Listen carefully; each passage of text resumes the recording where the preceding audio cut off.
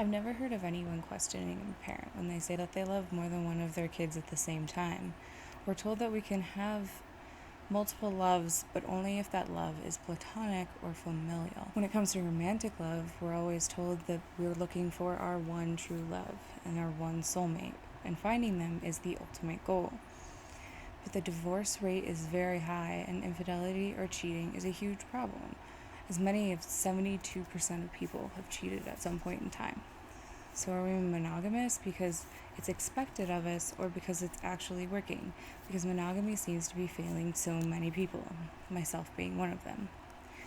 A different relationship style acknowledges that you can have multiple loves and they don't have to be familial or platonic. That relationship style is called polyamory.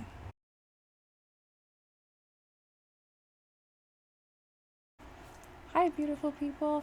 Today we're going to do a introduction to polyamory and talk about what polyamory is and what it isn't. We're going to focus on what it isn't because polyamory is surrounded by so many misconceptions. So we're going to try and explain some of those away. We're also going to go over the 4 types of polyamory.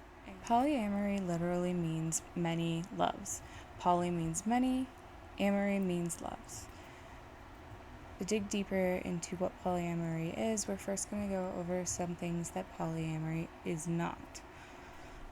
Number 1, polyamory is not an excuse to have sex, all about sex, or all orgies in group sex. Some people who are polyamorous enjoy more sex or group sex as an added bonus of polyamory, but that is absolutely not the focus, and not most people's reasons for becoming polyamorous. The focus in polyamory is love, connection, more romantic relationships, deeper platonic relationships, not just more hookups. 2, polyamory is not the same thing as swinging. Like I said before, polyamory focuses on romantic connections or deeper platonic connections, not only sexual connections. Swinging is all about sexual connections. Sometimes swingers become friends with the people they hook up, but usually the focus is sex. Polyamory is not all about sex. Swinging and polyamory are very different. 3, polyamory is not the same as cheating. With cheating, not everyone knows what's going on. It's unethical and not everyone's informed. With polyamory, we also call it ethical non-monogamy. Non-monogamy meaning you're not monogamous, and ethical meaning that everyone involved is consenting to this type of relationship. There are some people who call themselves polyamorous when they are actually cheating, but if any sort of deceit is going on, then they're not actually truly polyamorous. 4, polyamory is not immoral, unethical, or fundamentally wrong. In a world revolving around monogamy, we're conditioned into thinking that having multiple partners is always wrong, but it doesn't have to be. Deceit, lying, and cheating are what's wrong in those multiple relationships. When honesty, love, and consent are the focus, like in polyamory, having multiple relationships is no longer wrong. 5, polyamory is not a weird polygamy, sister-wife, Mormon thing. Polygamy, especially as it relates to religion, does not commonly benefit everyone involved in the relationship or focus on the needs of everyone who is involved in the relationship. Polyamory, on the other hand, focuses on what everyone wants and is not sexist in the way that polygamy commonly is.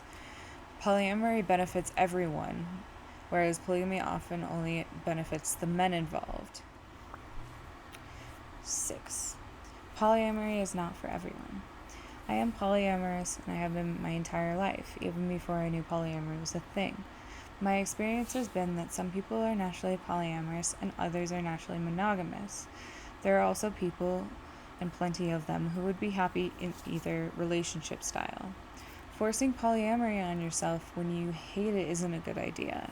Forcing monogamy on myself was a disaster. I would never recommend naturally monogamous people to do the same by forcing themselves to be polyamorous. Now that we've taken a look at what polyamorous relationships are not, let's talk about the 4 categories that most polyamorous relationships fit into. hierarchical polyamory, solo polyamory, polyfidelity, and relationship anarchy. The first type of polyamory is hierarchical polyamory, and it's the most common and the one that gets talked about the most. Hierarchical polyamory involves a ranking of partners, or a hierarchy. This ranking may be based on time that they spend together, how long they've been a couple, cohabitation, kids, if they're married, and many other things.